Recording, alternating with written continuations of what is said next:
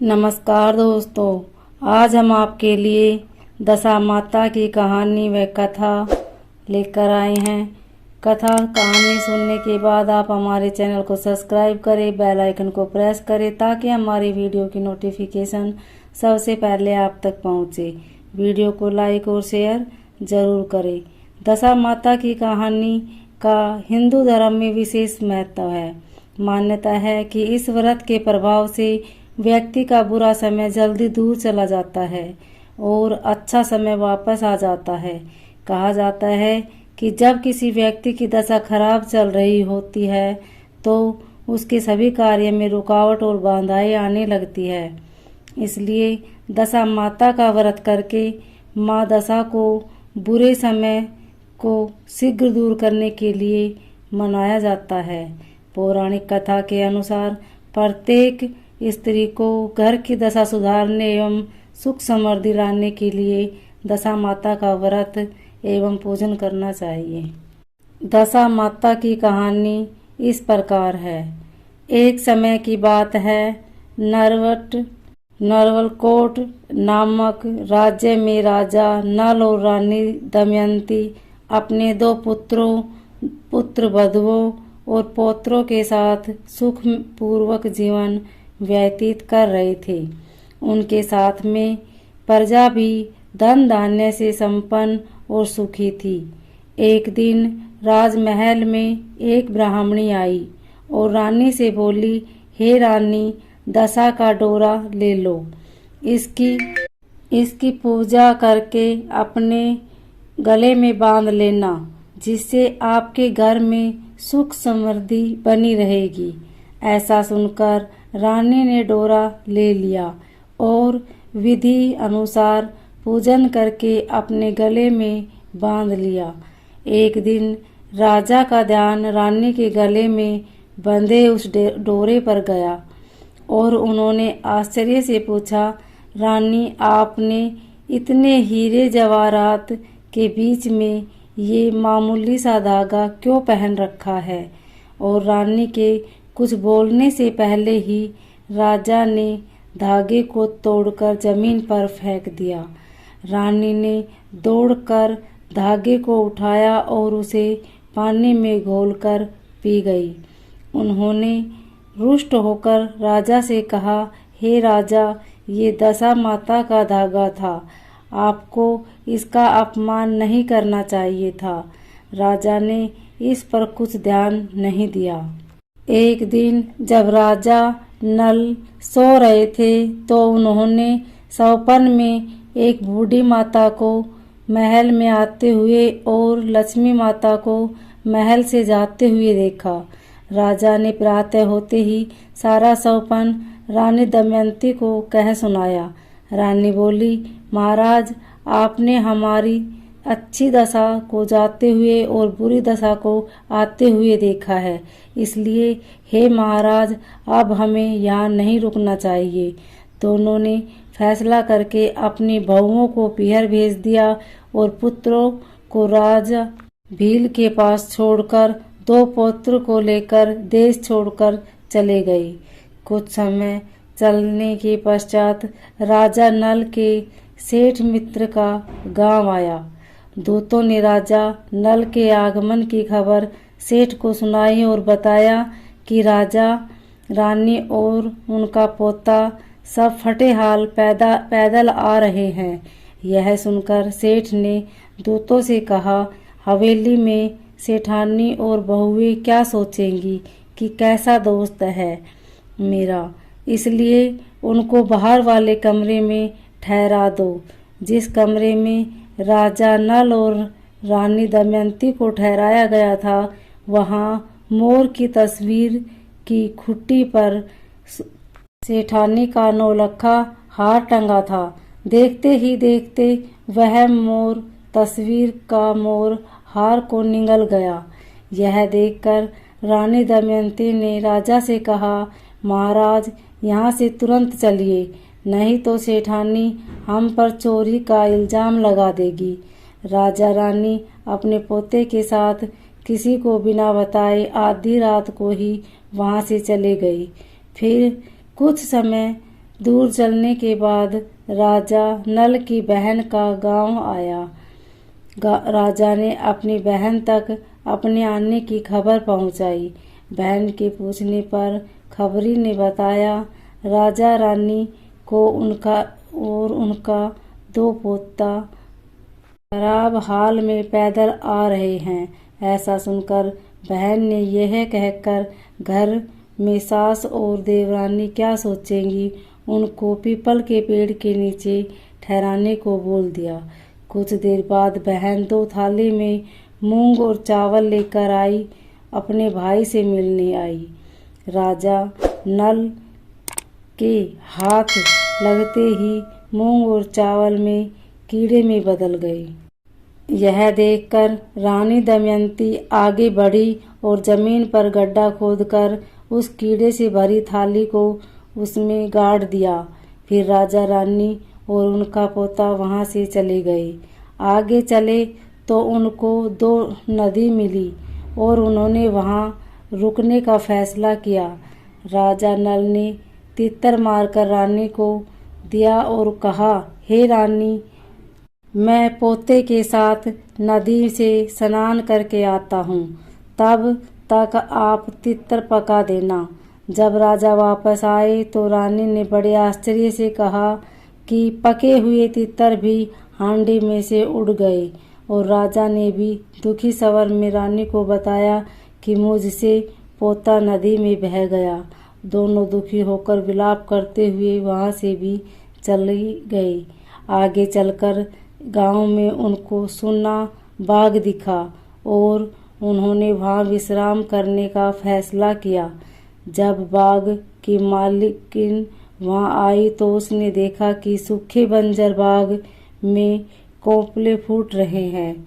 मालकिन की नज़र राजा और रानी पर पड़ी और पूछने लगी, तुम लोग कौन हो? राजा ने उत्तर दिया कि हम मुसाफिर हैं और रहने की जगह ढूंढ रहे हैं। यह सुनकर मालिन ने उनको वहीं रहकर बाग की रक्षा करने के लिए कहा। राजा और रानी वहां आए, अपने दिन व्यतीत करने लगे। दिन बीतते गए और होली का दिन आ गया। उस दिन जब राजा नल कुएं में पानी भर रहे थे तो एक बार उनकी बाल्टी में सूत की कोकड़ी और हल्दी की गांठ आ रही थी और वो बार उनको वापस कुएं में फेंकते जा रहे थे। रानी ने जब राजा को ऐसा करते हुए देखा तो पूछा, हे स्वामी, आप यह क्या कर रहे हैं? तब राजा ने रानी को उसका कारण बताया। राजा की बात सुनकर रानी ने कहा कि अगली बार जब आपकी बाल्टी में सूत की कोकड़ी और हल्दी की गांठ आए तो उसको मुझे दे दीजिए। राजा यह सुनकर नाराज हुए और बोले, रानी, आपकी ही वजह से आज हमारी ये दशा हुई है और आप फिर से वही सब करना चाहती है। परंतु जब बाल्टी में वापस वही वस्तुएं आई तो राजा ने उन्हें रानी को सौंप दिया। रानी ने होलिका दहन के दिन होली को झाल दिखाकर अगले दिन दशा माता का व्रत किया और डोरा लिया। दशा माता की कथा के अनुसार फिर समय बीतता गया। एक दिन राजा रानी के पास गए और बोले, हे रानी, नगर के राजा ने स्वयंवर रखा है, मैं वहां जाऊंगा, इसलिए आप मेरे कपड़े धो दीजिए। राजा की बात सुनकर रानी बोली, महाराज, इस दशा में भी आप वहां जाना चाहते हैं? इस पर राजा ने उत्तर दिया कि रानी, मेरी दशा खराब है परंतु दिल तो राजाओं का ही है। राजा नल स्वयंवर में पहुंचे और राजकुमारी ने सभी राजाओं और राजकुमारों को छोड़कर राजा नल के गले में वरमाला डाल दिया। वहां मौजूद सभी लोग हैरान रह गए। तब विद्वानों की सलाह से राजकुमारी को एक बार फिर अपना वर चुनने को कहा गया, परंतु इस बार फिर राजकुमारी ने राजा नल को ही अपना वर चुना। यह देख नगर के राजा क्रोधित होकर बोले, मैं इस माली से अपनी पुत्री का विवाह नहीं करूंगा। तब सभी ने विचार विमर्श कर एक प्रतियोगिता रखी जिसमें सभी राजाओं और राजकुमारों को शिकार करना होगा और जिसका शिकार सबसे अच्छा होगा उसका विवाह राजकुमारी से हो जाएगा। सभी राजा और राजकुमार प्रतियोगिता में भाग लेने के लिए तैयार हो गए। राजा नल को बूढ़ा घोड़ा और जंग लगी तलवार दी गई। उन्होंने घोड़े को एक थपकी मारी और कहा कि अगर मैं असली राजपूत हूँ तो धारदार तलवार हो जाए और जवान घोड़ा हो जाए। और ऐसा ही हुआ। कुछ समय पश्चात सारे राजा और राजकुमार अपने अपने शिकार के साथ राजमहल पहुँचे। किसी के भी शिकार से नगर के राजा संतुष्ट नहीं हुए और सिपाहियों को उस मालिक को ढूंढ के लाने को कहा। राजा की आज्ञा से सिपाही जंगल में पहुंचे तो देखा कि राजा नल पेड़ के नीचे सो रहे थे। शिकारियों ने उन्हें जगाकर शिकार के बारे में पूछा। राजा नल ने शिकारियों को उत्तर दिया, मेरा शिकार शेर पर टंगा है, ले जाओ। शिकार देखकर नगर के राजा खुश हो गए और बोले, ये है असल राजपूत का शिकार। फिर नगर के राजा ने खुशी खुशी अपनी पुत्री का विवाह माली राजा नल के साथ कर दिया। राजा नल अपनी नई रानी को लेकर बाग में आ गए। रानी दमयंती ने छोटी रानी का स्वागत किया। एक दिन जब दोनों रानी बाग में बैठी हुई थी तो रानी दमयंती छोटी रानी से बोली, रानी आज तो हमारे नगर में बिजली चमक रही है। रानी दमयंती की बात सुनकर छोटी रानी आश्चर्य से बोली, दीदी अपना नगर भी है। रानी दमयंती ने उत्तर स्वरूप छोटी रानी को सारा हाल कह सुनाया। छोटी रानी ने अपने पिता के पास जाकर सारी बात बताई। नगर के राजा ने यह वृत्तांत सुनकर राजा नल से क्षमा मांगी और बहुत से हीरे जवाहरात और घोड़े इत्यादि देकर उनको अपने नगर के लिए रवाना किया। चलते चलते रास्ते में नदी के किनारे उनको एक धोबन मिली जिसके पास राजा नल का पोता था। धोबन ने राजा रानी को पोता सौंपते हुए कहा कि ये मुझे नदी के किनारे मिला था। राजा ने खुश होकर धोबन को बहुत से हीरे जवाहरात दिए और पोते को लेकर वहां से चले गए।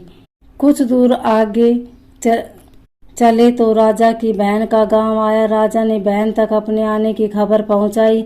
बहन ने दूत से पूछा कि वो कैसे आ रहे हैं तो दूत बोला, इस बार बहुत से हीरे जवाहरात लेकर धन धान्य के साथ आ रहे हैं। इस पर बहन बोली कि उन्हें मेरे महल में ले आओ। जब रानी दमयंती को ये खबर मिली तो वो बहन से बोली, नहीं बाई जी, अब हम तो उसी पीपल के पेड़ के नीचे ही रुकेंगे। कुछ देर बाद बहन बहुत से पकवान और मिष्ठान आदि बनाकर ले आई। यह देखकर रानी दमयंती ने आगे बढ़कर जमीन पर जो चावल और मूंग गड़ाए थे वो निकाल दिए। उन्होंने देखा कि वो हीरे मोती में बदल चुके हैं। रानी दमयंती ने सारे हीरे जवाहरात अपनी ननद को दे दिए और बोली, ये लो बाई जी आपकी अमानत। और बहन को हीरे जवाहरात देकर वहां से चले गई। कुछ दूर चलने पर राजा के मित्र सेठ का गांव आया। सेठ को जब उनकी सूचना मिली तो सेठ ने दूत से पूछा कि वो कैसे आ रहे हैं। दूत बोला, इस बार बहुत से हीरे जवाहरात और धन धान्य के साथ आ रहे हैं। दूत की सारी बात सुनकर सेठ बोला कि उन्हें हवेली में ले आओ। राजा नल को इसकी खबर मिली तो बोले, हम तो बाहर वाले कमरे में ही रुकेंगे। सेठानी फौरन उनके लिए हलवा बनाकर ले आई। रानी दमयंती ने हलवा उठाकर मोर की तस्वीर के मुंह में डाल दिया और मोर ने सेठानी का नौलखा हार वापस फेंक दिया। रानी दमयंती ने सेठानी को हार देते हुए कहा कि हमारी दशा खराब थी परंतु नीयत खराब नहीं थी। ऐसा कहकर राजा रानी छोटी रानी और पोते के साथ वहां से चले गए। रास्ते में उन्होंने भील राजा के पास से अपने पोत्रों को ले आया और नगर की ओर आगे बढ़ने लगे। जब नगरवासियों ने राजा नल को अपने परिवार सहित नगर में प्रवेश करते देखा तो बहुत खुश हुए और गाजे बाजे और ढोल नगाड़ों के साथ उनका स्वागत किया। राजा रानी अपने पूरे परिवार के साथ पहले की तरह रहने लगे और सुखी जीवन व्यतीत करने लगे। जैसे दशा माता ने राजा नल और रानी दमयंती की बुरी दशा को अच्छी दशा में बदल दिया, वैसे ही इस दशा माता की कहानी पढ़ने और सुनने वाले हर व्यक्ति